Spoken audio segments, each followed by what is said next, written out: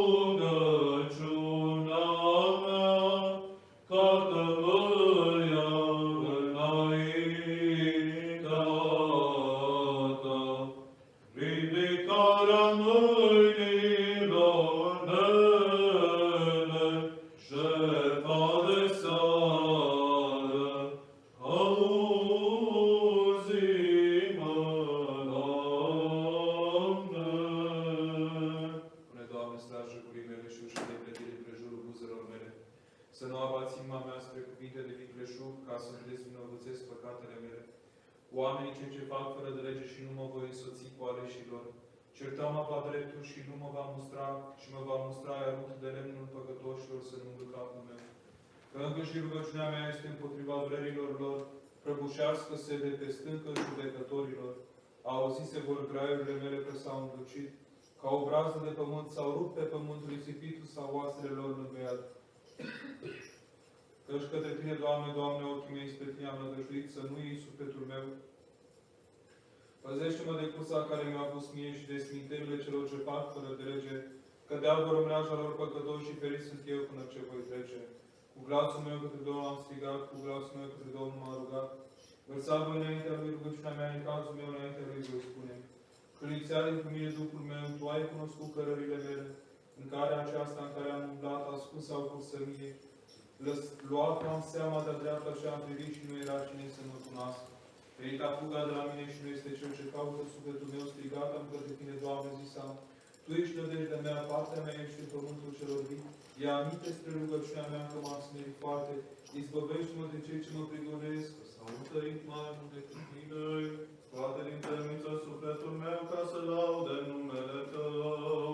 Veni să ne închinăm Celui ce mai înainte de veci din Tatăl s-a născut lui Dumnezeu cuvântul cel întrupat din Fecioara Maria, că răstignire răbdând îngropării s-a dat precum însuși a voit și înviind din morți m-a mântuit pe mine, omul cel rătăcit. Cine mă așteaptă drepții până ce vei răsplăti mie. Hristos, Mântuitorul nostru, a rupt zapisul cel ce era împotriva noastră pe cruce, pironindu-l, și stăpânirea morții a zdrobit. Să ne închinăm învierii Lui cele de a treia zi. Dintr-o adâncură am strigat către Tine, Doamne, Doamne, auzi glasul meu. Cu arhanghelii să lăudăm învierea lui Hristos, că acesta este răscumpărătorul și mântuitorul sufletelor noastre. Și într-o slavă înfricoșătoare și într-o putere tare, iarăși va să vină să judece lumea pe care o a zidit. Fie urechile Tale cu luarea mintea glasul rugăciunii mele. Pe Tine, Cel ce ai fost răstignit și îngropat, Îngerul te-a propovăduit ca pe un stăpân și a zis femeilor, veniți de vedeți unde a zăcut Domnul că a înviat, precum a zis ca un atotputernic. Pentru aceasta ne închinăm Ție, Cel singur fără de moarte, Dătătorule de viață, Hristoase, miluiește-ne pe noi. De Doamne, Doamne, cine va suferi, că la Tine este milostivirea. Cu crucea Ta ai șters blestemul lemnului, cu îngroparea Ta ai omorât stăpânirea morții, iar cu învierea Ta ai luminat neamul omenesc. Pentru aceasta grăim Ție, Făcătorule de bine, Hristoase, Dumnezeul nostru, slavă Ție. Pentru numele Tău te-am așteptat, Doamne, așteptat ca sufletul meu spre cuvântul Tău, nădăjduit ca sufletul meu în Domnul. Deschisul sau Ție, Doamne, cu frică porțile morții și portarii iadului văzându-Te s-au spăimântat, că porțile cele de aramă le-ai sfărâmat și încuietorile cele de fier le-ai zdrobit.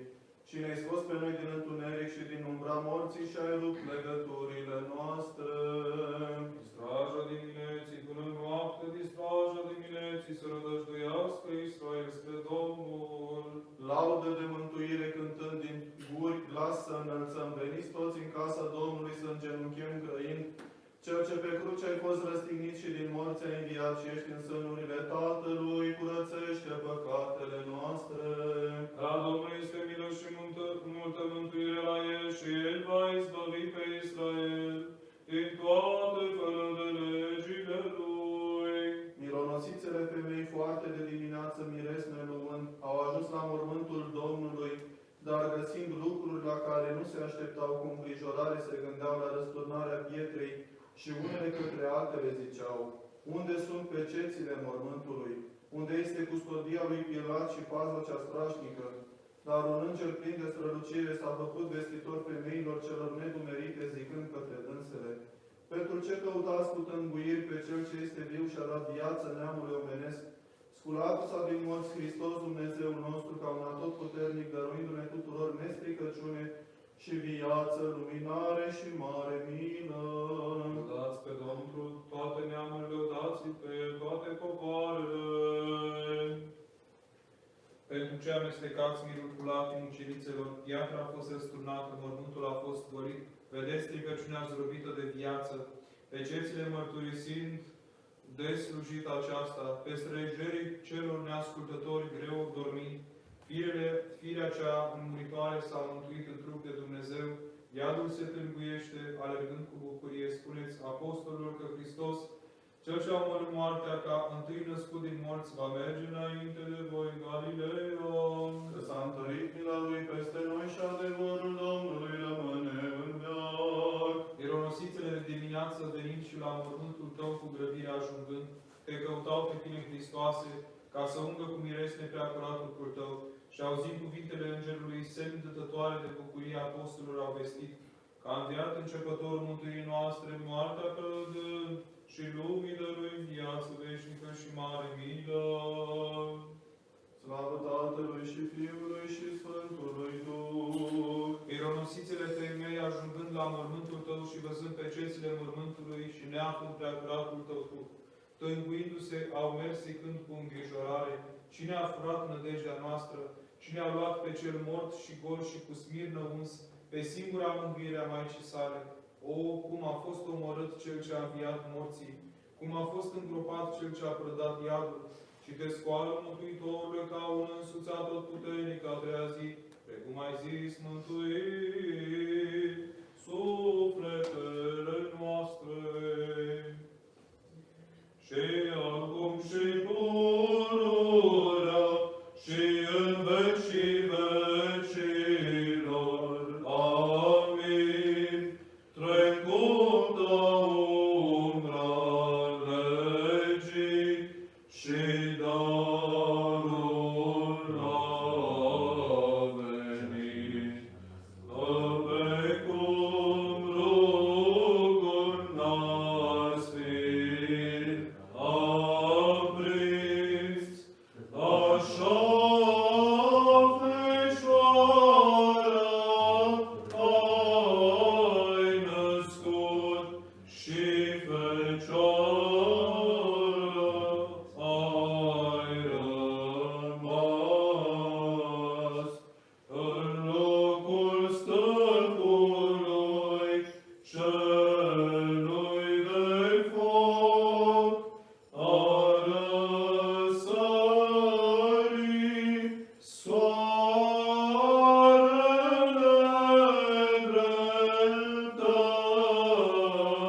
dreptății în locul lui Moise Hristos.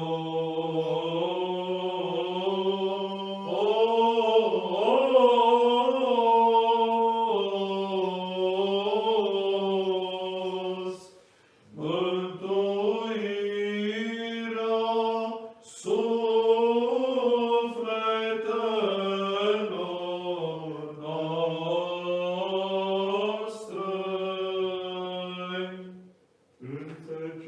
Înțeciune, treci. Lumină, lină, a Sfintei slave, a Tatălui Ceresc, celui fără de moarte, a Sfântului, fericitului, Iisuse Hristoase, venind la apusul soarelui, văzând lumea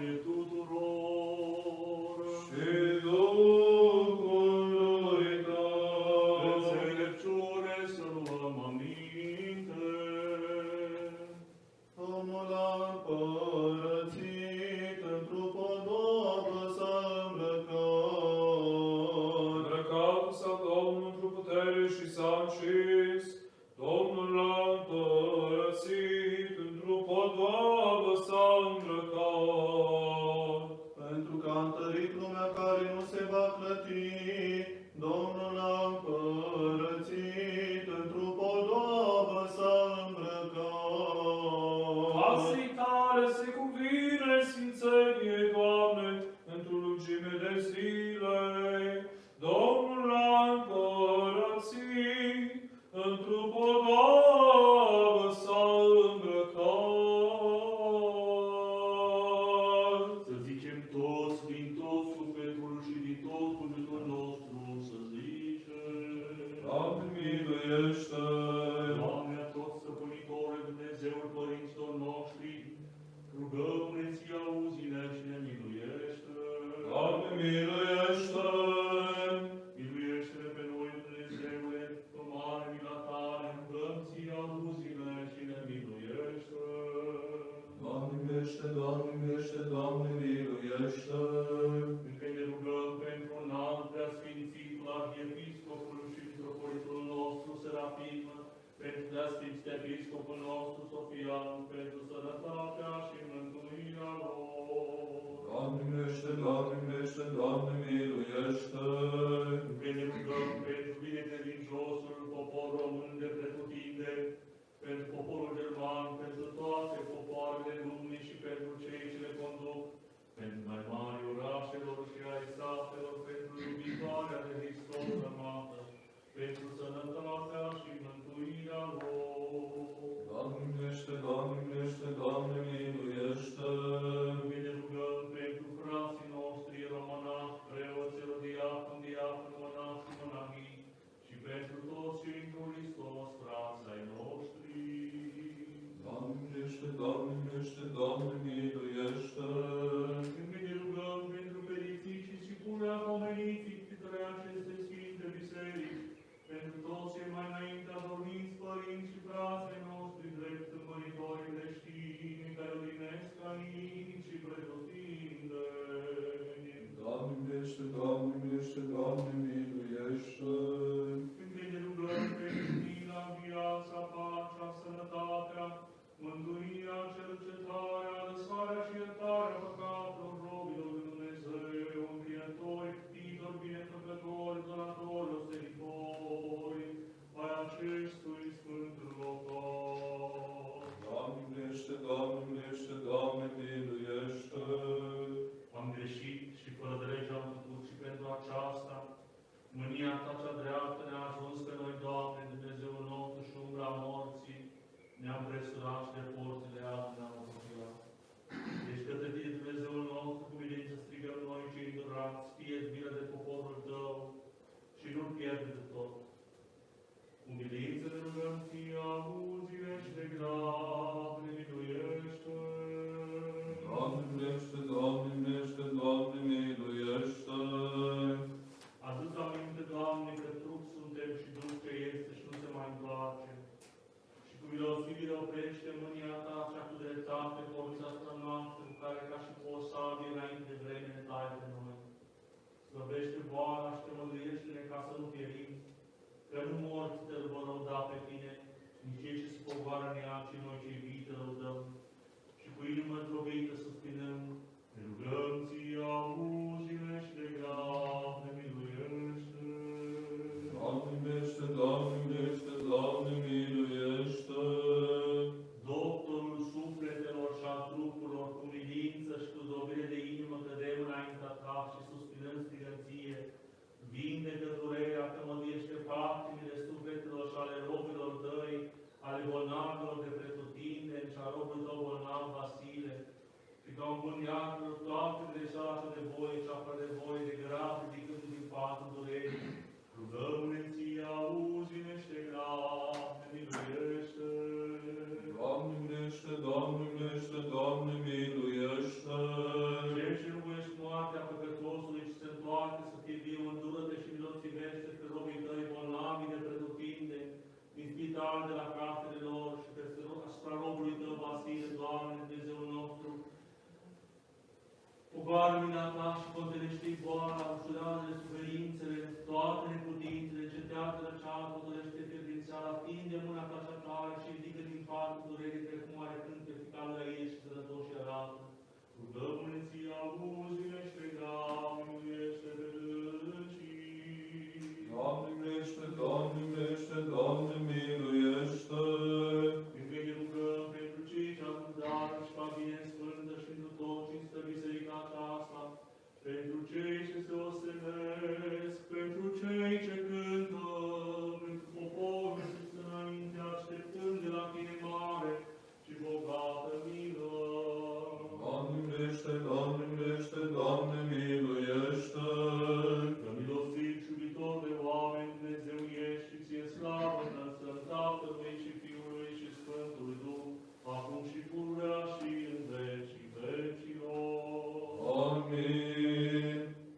Zămislicește-ne, Doamne, în seara aceasta, fără de păcat, să ne păzim noi.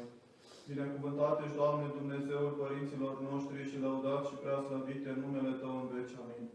Fie, Doamne, mila Ta spre noi, precum am nădăjduit întru Tine. Binecuvântat ești, Doamne, învață-ne în dreptările Tale. Binecuvântat ești, Stăpâne, înțelepțește-ne cu dreptările Tale. Binecuvântat ești, Sfinte, luminează-ne cu dreptările Tale. Doamne, mila Ta este în veac, lucrurile mâinilor Tale nu le trece cu vederea. Ție se cuvine laudă, Ție se cuvine cântare, Ție slavă se cuvine Tatălui și Fiului și Sfântului Duh, acum și pururea și în vecii vecilor. Amin. Să primim rugăciunea noastră cea de seară Domnului. Doamne, miluiește! Apără, mântuiește, miluiește și ne păzește pe noi, Dumnezeule, cu harul Tău. Doamne, miluiește! Seara toată desăvârșită, sfântă în pace, fără de păcat, de la Domnul să cerem. Doamne! Înger de pace, credincios, călăuzitor, păzitor al sufletelor și al tuturor noastre, de la Domnul să cerem. Doamne! Cele bune și de folos sufletelor noastre și pace lumii, de la Domnul să cerem. Doamne! Înaltă vremea vieții noastre în pace, într-o pocăință o săvârși, de la Domnul să cerem. Doamne! Sfârșit creștinesc vieții noastre, fără durere neînfruntat în pace și răspuns bun, la înfricoșătoarea judecată a lui Hristos să cerem. Doamne! Pe prea sfânta, curată, prea binecuvântată, slăvită stăpâna noastră, de Dumnezeu născătoarea și pururea Fecioară Maria, cu toți sfinții să o pomenim. Prea Sfântă Născătoare de Dumnezeu, miluiește-ne pe noi! Pe noi înșine și unii pe alții și toată viața noastră lui Hristos Dumnezeu să o dăm. Ție, Doamne! Bun și iubitor de oameni Dumnezeu ești și ție slavă înălțăm Tatălui și Fiului și Sfântului Duh, acum și pururea și în vecii vecilor. Amin. Pace tuturor. Și Duhului Tău. Capetele noastre Domnului să le plecăm. Ție, Doamne! Doamne, Dumnezeul nostru, Cel ce-a plecat ceruri pe pământ pentru mântuirea neamului omenesc, caută spre robii Tăi și spre moștenirea Ta, că Ție, judecătorul cel înfricoșător și iubitor de oameni, și-au plecat capetele și și-au supus urmașii robii Tăi. Nu de la oameni așteptând ajutorul, ci nădăjduind în mila Ta și dorind după mântuirea Ta.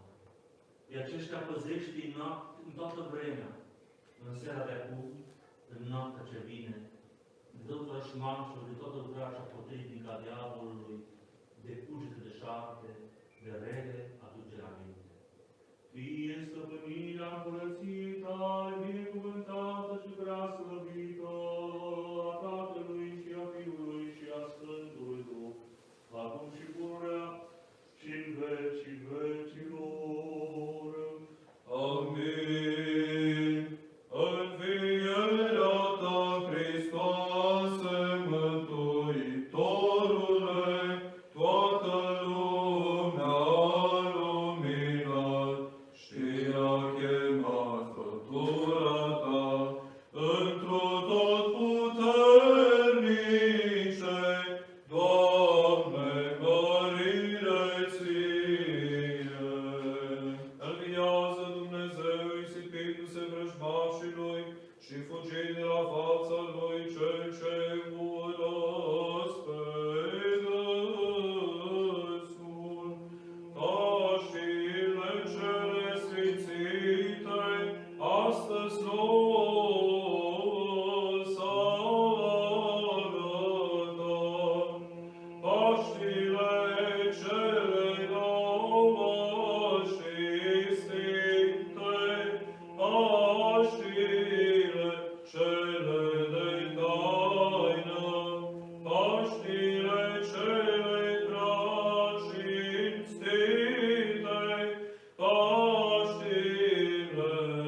Hristos,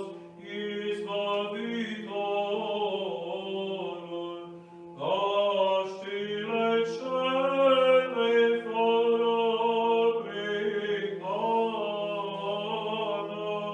Paștile cele mari, Paștile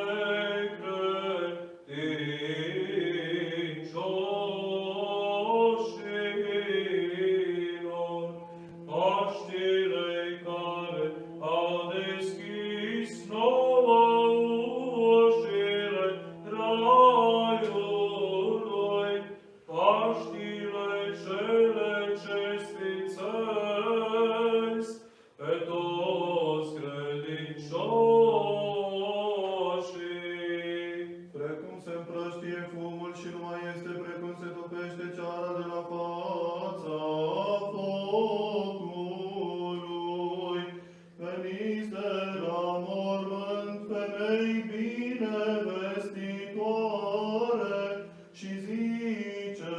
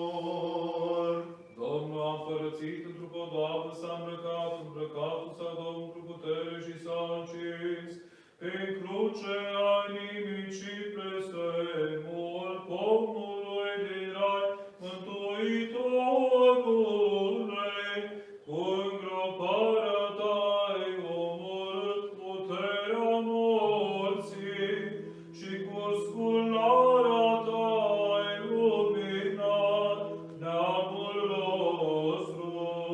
Pentru aceasta cântăm ție, Dătătorule de viață, Hristoase, Dumnezeul nostru, slavă ție!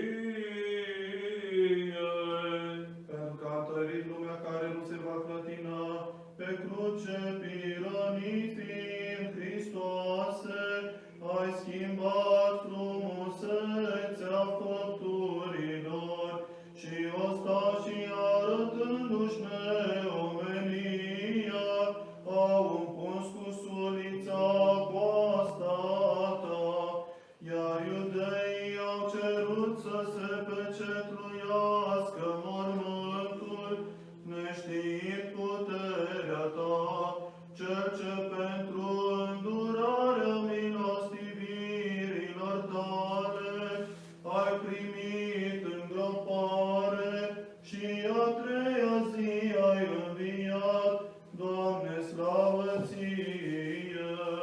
Casei tale se cuvine sfințele, Doamne, într-o lungime de zile, Dătătorule de viață, Hristoase, îndurat ai patimă de bunăvoie pentru cei morți și ne-a pogorându-te ca un puternic pe cei ce așteptau acolo venirea ta, i-ai smuls ca de la o fiară puternică și în locul iadului l-ai dăruit să locuiască raiul. Pentru aceasta și nouă, celor ce slăvim scularea ta, cea de a treia zi, dăruiește-ne curățire de păcate și mare milă. Slavă Tatălui și Fiului și Sfântului Duh, pe tine cel ce te îmbraci cu lumina ca și cu o haină, pogorându-te de pe cruce, Iosif împreună cu Nicodim, și văzându-te mort, gol și neîngropat, cuprins fiind de jale plină de milă, tânguindu-se zicea, vai mie, prea dulce Iisuse, pe tine cu puțin mai înainte, soarele văzându-te răstignit pe cruce, cu întuneric s-a înfășurat și pământul de frică s-a cutremurat și catapeteasma templului s-a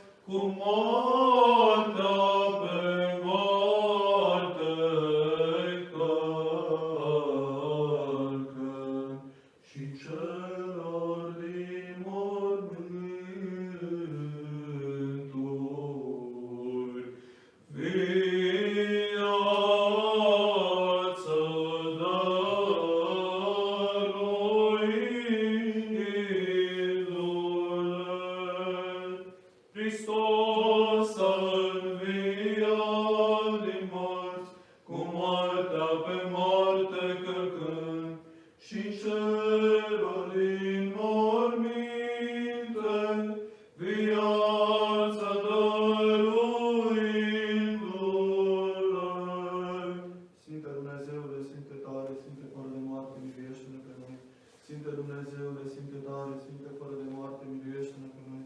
Sfinte Dumnezeule, Sfinte tare, Sfinte fără de moarte, miluiește-ne pe noi. Slavă Tatălui și Fiului și Sfântului Duh, și acum și pururea și în vecii vecilor. Amin. Prea Sfântă Treime, miluiește-ne pe noi, Doamne, curățește păcatele noastre, Stăpâne, iartă fără de legile noastre, Sfinte, cercetează și vindecă răptițele noastre pentru numele Tău. Doamne miluiește, Doamne miluiește, Doamne miluiește. Slavă Tatălui și Fiului și Sfântului Duh, și acum și pururea și în vecii vecilor. Amin. Tatăl nostru care ești în ceruri, sfințească-se numele Tău. Vie împărăția Ta, facă-se voia Ta, precum în cer, așa și pe pământ. Pâinea noastră cea spre ființă dă-ne nouă astăzi și ne iartă nouă greșelile noastre, precum și noi iertăm greșiților noștri. Și nu ne duce pe noi în ispită, ci ne izbăvește de cel rău. Ca Ta este împărăția și puterea și slava Tatălui și a Fiului și a Sfântului Duh, acum și pururea și în vecii vecilor. Amin. Cântai, pogorâtă moarte, cela ce ești viața, cea fără de moarte. Atunci adunai omorând cu strălucirea Dumnezeirii, și când ai înviat pe cei morți din cele de desubt, toate puterile cerești au strigat, Dătătorule de viață Hristoase, Dumnezeul nostru, mărire Ție. Slavă Tatălui și Fiului și Sfântului Duh. Iosif, ce cu închid, de pe lemn luând prea curat trupul Tău, cu ciuci curat înfășurându-l, și cu miresme în mormânt nou, îngropându-l l-au pus. Și a treia zi ai înviat, Doamne, dăruind lumii mare milă. Și acum și pururea și în vecii vecilor. Amin. Mironosițelor femei, ce stăteau lângă mormânt, îngerul a strigat, mirurile celor morți se cuvin, ia Hristos, putrezirii s-a arătat străin, și strigați, înviat Domnul, dăruind lumii mare milă. Înțelepciune, Binecuvintează, Cel ce este binecuvântat Hristos Dumnezeul nostru, totdeauna acum și pururea și în vecii vecilor. Amin. Întărește, Dumnezeule, sfântă și dreaptă credința dreptmăritorilor creștini, și sfântă biserica Ta o păzește în veacul veacului. Prea Sfântă Neascătoare de Dumnezeu, miluiește-ne pe noi. Luminează-te, luminează-te, noule Ierusalime, că slava Domnului peste tine a răsărit. Saltă acum și te bucură, Sioane, iară tu curată, născătoare de Dumnezeu, veselește-te într-un învierea celui născut al Tău. Slavă Ție, Hristoase, Dumnezeu nostru, nădejdea noastră, slavă Ție. Slavă Tatălui și Fiului și Sfântului Duh, și acum și pururea și în vecii vecilor. Amin. Doamne miluiește, Doamne miluiește, Doamne miluiește, Părinte binecuvintează. Cel ce a înviat din morți, Hristos, adevăratul Dumnezeu nostru, pentru rugăciune de preacurate Maice sale, ale Sfintelor Tuturor Deodată, Apostol, ale Sfântului Mare Mucenic Gheorghe, ocrotitorul acestei comunități, acestei parohii, ale Sfântului Preacuviosului Părintele nostru Siloan Antonitur, ale Sfântului Cuvios Irodion de la Lainici, ale Sfintelor Mucenici, Mavra și Teotim, și ale Sfinților Mucenici Diodor și Rodopian, a căror pomenire o săvârșim, ale Sfinților Dumnezeștilor Părinți Ioachim și Ana și ale tuturor Sfinților, să ne miluiască, să ne mântuiască pe noi ca un bun și de oameni iubitori. Amin. Pentru rugăciunile Sfinților Părinților noștri, Doamne Iisuse Hristoase, Fiul lui Dumnezeu, miluiește-ne și ne mântuiește pe noi. Amin. Hristos a înviat din morți, cu moartea pe moarte călcând, și celor din morminte viață dăruindu-ne. Dumnezeu să ne binecuvânteze, să ne întărească, pace, bucurii să ne dărească. Mâine continuăm cu Dumnezeiasca liturghie în Duminica Mironosițelor. Duminica femeii creștine. Ziua femeii creștine. Dumnezeu să ne întărească, să aducem și noi miruri la mormânt. Viața noastră, precum ele, odinoară, miruri, aduceau către cer pe care îl cântau. Dumnezeu să ne binecuvânteze. Sus